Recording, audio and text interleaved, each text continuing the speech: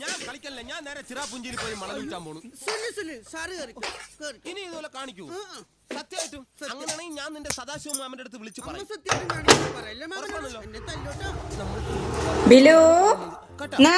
അത് ഓർമ്മ വേണം.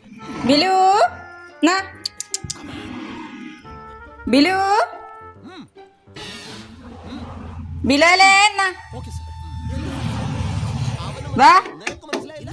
ഇവിടെ 4 ഇഡ്ഡലി 3 പരിപ്പോട 2 പഴംപൊരിയുന്നു. ഇനി വന്നോ.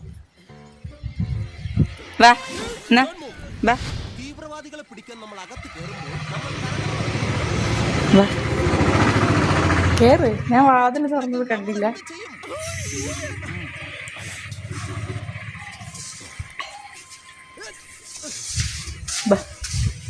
ഭയം.